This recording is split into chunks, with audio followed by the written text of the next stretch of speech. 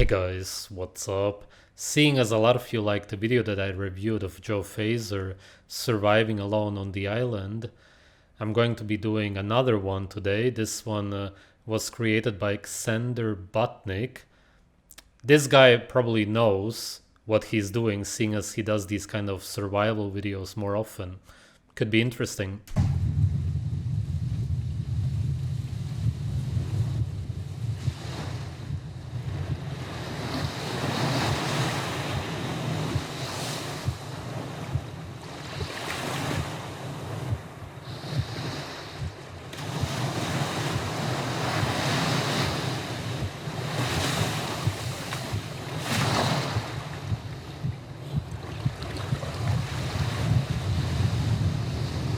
I'm on a deserted island in the Pacific Ocean, 50 miles up the coast of Central America.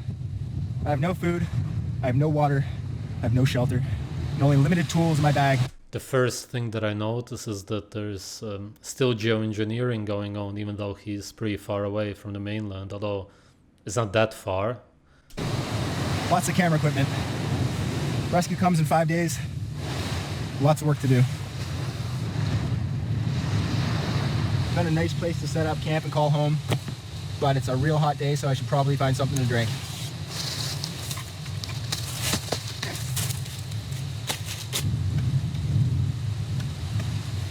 Alright, he's already a pro. Much different than Joe Phaser.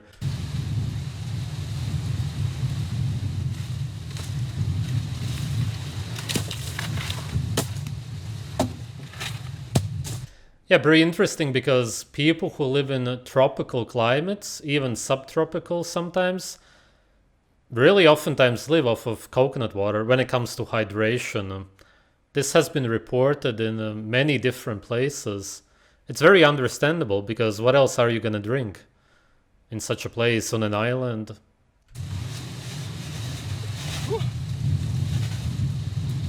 Honestly, I don't think this one's ripe. A little bit of water in here. It would be interesting to put Darko Velchuk on an island. Then he would try drinking seawater and give up after like 2 days. It's not even funny, it would be like a horror movie, the dehydration. Water in that one. Yeah. But these ones feel heavy, but I don't know if they're quite ripe yet.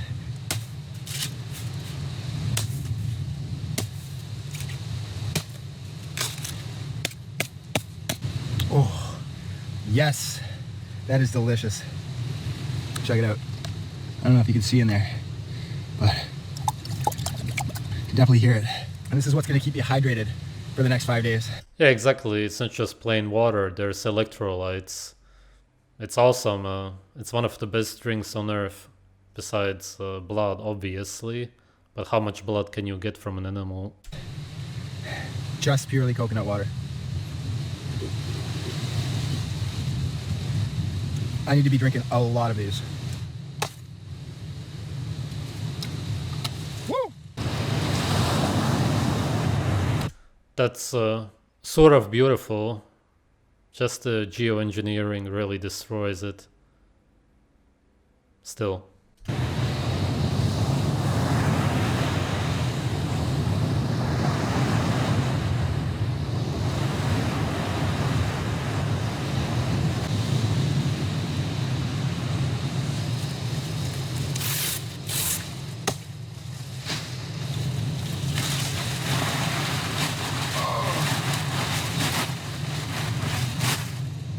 Okay. Oh, that's a hermit crab. He's eating a little bit of coconut. Oh, and same with all the ants. They smell it. They're all over this place. That's funny.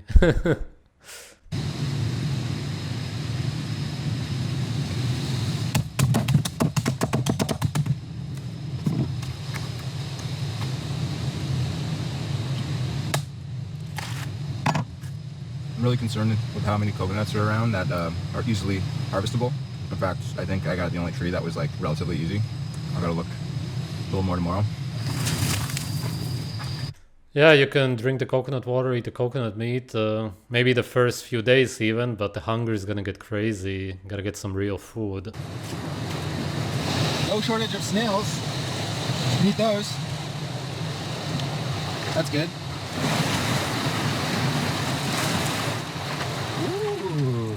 Usually you can eat snails raw also, but not always. It's not really something that humans ate unless there was really no other food around. It is kind of like starvation food. Slippery. Be careful. This here is what I'm looking for, limpets. Ooh, suctioning himself to the rock. That is one. That reminds me of how in the Netherlands I always used to go and get the oysters from the rocks. There must have been thousands of oysters all the time. Any time of the year, sometimes more, sometimes less, you could just go and eat oysters. The only good thing about that country. Yeah, but this is very similar. Just removing. Every time I come here, the rocks are full of them.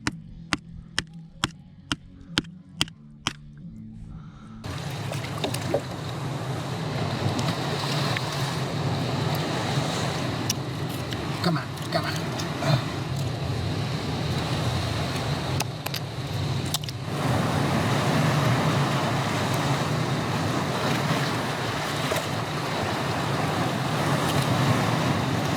I would think that you could eat these raw, just like oysters, but I've never had them.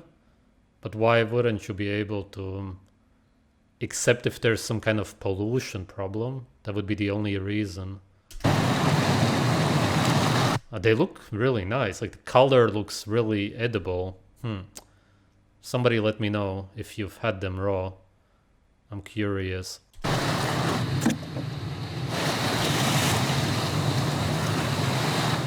All right, tide's coming in. Time to head back.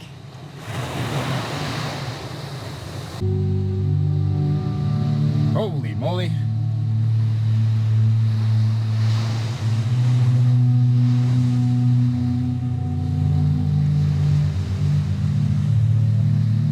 Wow, that's a lot of birds. Are there some kind of laws that he's not allowed to hunt them or what? Because obviously this is what I would try to do.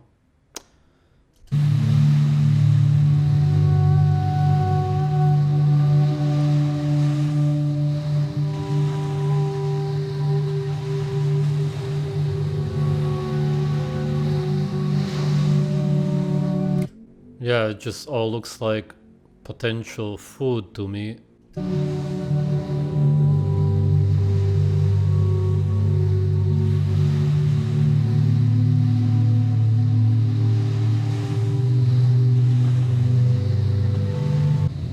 Alright, it just hit me how hungry I am. Let's go cook those limpets.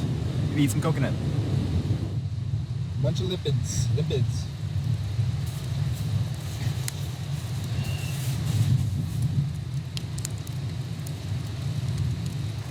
When you cook food, you do get a lot less nutrients, and when you're really trying to survive, it is pretty wasteful, borderline dangerous to do that, because you could actually die just because you cooked your food.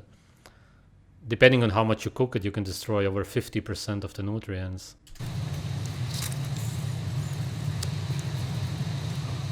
All right, here we go. Here's the inside of the limpet. It's the little back part you don't want to eat. It's kind of like the gross sack of garbage and poop. So you cut that off. Chunky piece of meat. Quite chewy. I quite like that. Oh, definitely shellfish. I think the samplies are up today. Okay. Okay. I could eat these. These are pretty good.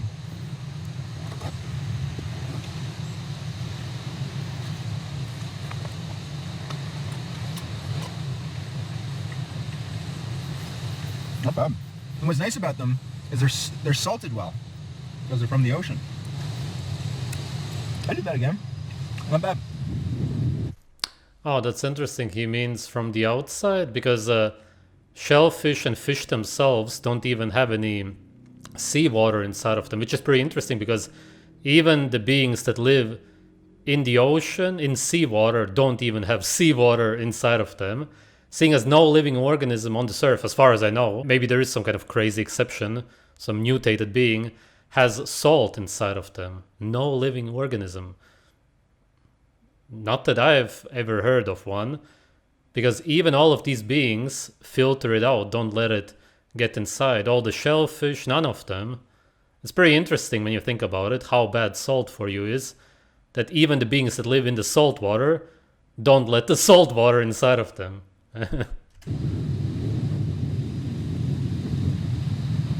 The video has a great atmosphere, pretty chill. You could just put this on a big screen, just lay down and watch it. Ideally go and experience it yourself, but if you don't, yeah, I like his style of filming, editing, or whoever does the editing.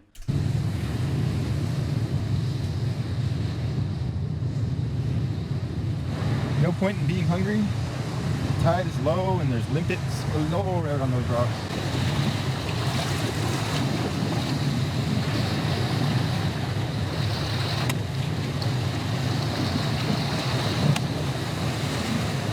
Hello!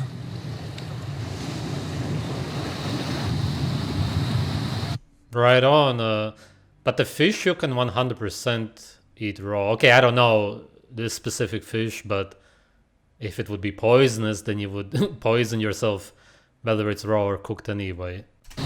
Woo!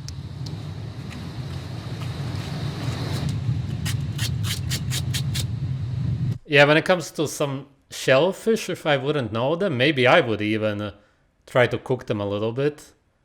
Just because you don't know what you're eating. And mostly only because of the pollution, seeing as it's not that far away from the mainland. There's also lots of plastic on the island. But when it comes to fish, I would just eat it like sashimi, cut it open and just eat it. Just like any animal. You're gonna have to fillet it.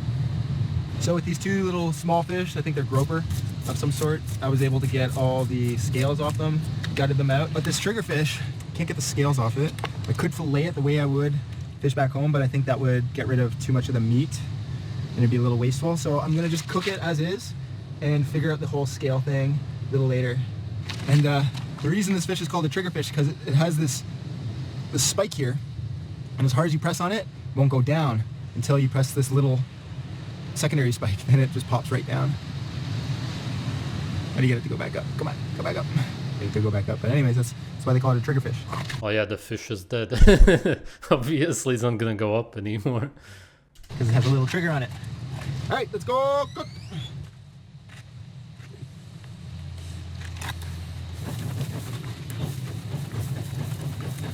This reminds me of the show Alone also, but they also always cooked everything, although I think there was one guy who tried eating some raw meat also.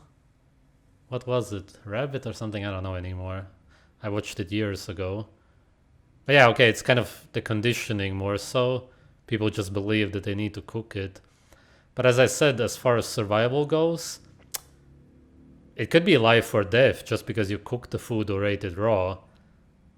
If you have a lot of food and you cook it, you're gonna survive, yeah? Because you're still getting maybe most of the nutrients out of the fish, but in some cases you could also lose most of them. And then if you don't have a lot of food, it could really be life or death for you because of how little nutrients you get. I thought I left it on there for like 20 minutes, but around the spine is a little undercooked. I'm not gonna eat that part. What is up with this guy? 20 minutes is already insanely long. Yeah, then he destroyed most of the nutrients already. Probably like 70-80%. So that's stupid essentially. And then he doesn't even want to eat the part which is undercooked. Disappointing. Really brainwashed, I guess. I don't really feel like eating raw meat out here and figuring out what happens. We'll leave that one for the birds. I could understand it if the water was polluted. Yeah, then I could. If the fish show some kind of signs of being unhealthy, something. Maybe it's something we didn't see. Does this guy eat raw meat in other videos sometimes? Let me know if you know his videos. Maybe he's really just concerned about these waters here. I just don't think so. It seems like he's generally brainwashed. And the ants. Last one. Might as well finish her off, you know? The meat of fish should not look white. You know how raw fish looks like. It's not the natural state of the fish.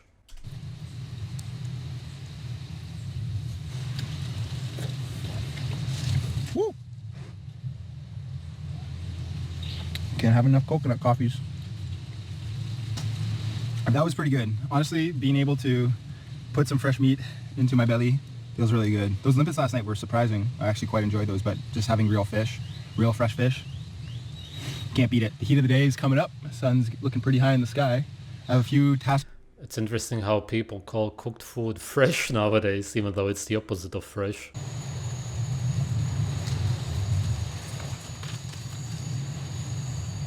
Oh my god, there's a lot of them. I wonder why he doesn't eat the crabs. Joe Fazer also didn't eat them. He was kind of scared of the crabs, but never even thought of eating them. Maybe there's a reason? They do have strange purple claws.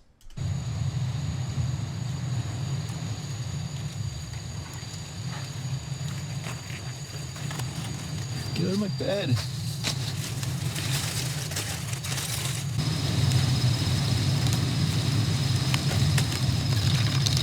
Whoa. Do the crabs just take it with their claws and just eat it like that? It's funny to see. I've never seen that before. Hightailed it in here. It's like his little friends there. Yeah, the one thing that's gonna, in the end, make it really difficult is just being alone. You would go completely nuts there. You'd probably think that those are your friends. And that's funny to see. I've never seen a crab eat something before in general, let alone some coconut. That's cute.